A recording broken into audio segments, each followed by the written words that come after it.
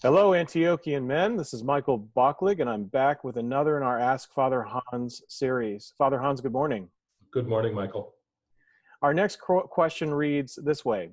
At my church, it is challenging to get younger men to want to participate in anything we organize. Most of the young men don't seem to care about the things we are focused on. How can we get through to the young men in the church when they don't seem to want to listen to us? Well, it's a complicated question, but let me speak to the young men first. It's true. They need to take life more seriously. Usually that happens when something occurs in their life that compels them to make it more seriously. You can't make anybody do anything. What you can do is open up the channels of communication. Life is difficult, and life is difficult for them as well. But we do have a problem in this culture, is that the young men, and I love young men, but there's a real tendency on their part to be lazy, to just kind of go with the flow. Some of this, I think, is due to our wealth. We don't have to grow up until we get older. I think if you're talking to men in their 50s and 60s, they grew up faster. They grew up faster because it was just expected. It was the norm.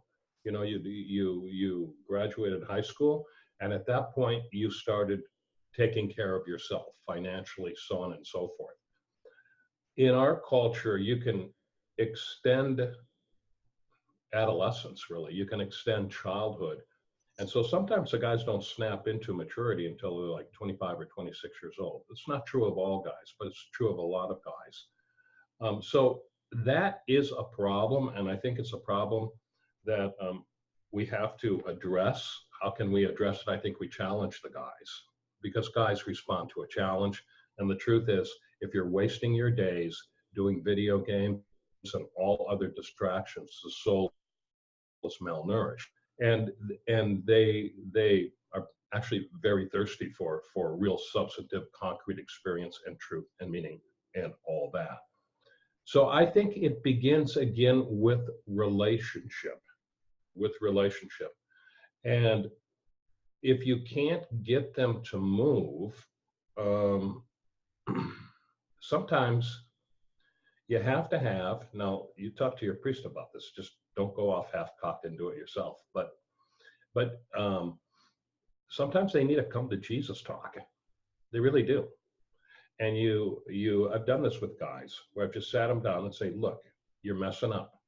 This is the direction you need to go. And sometimes that really like kicks them off their butt. It really does, because it's easy to live a life of distraction in these days. You know, it wasn't that way when I was growing up. But again, in our previous talk, we said, don't read your experience into theirs. It's different. You know, it was basically easier. I remembered when you were 18, it was just assumed, okay, you would start making your way in the world. And I did. And you know, pitfalls and all that stuff. But these younger guys don't have that, and they need a push. They really do need a push. Mm. I'm thinking of a young married man in my parish. And, you know, it's things happen in stages. And I always tell everybody, look, if you're going to get to C, you got to go through B. There's no jumping over B to get to C. Life doesn't work that way. It's, you know, one step at a time. That's how you have progress. And in his particular case, it was still, even though he was married, it was still, you know, escaping into video games and this and that. It took a while, but he came to his realization that he's got to get rid of this. So he sold it. He sold it. And learning how to focus more and so on and so forth. It's not a direct answer to your question, Michael, but I think the question points out, you know, a difference in generational awareness. But don't ever forget, all men, no matter how old they are looking for the Father.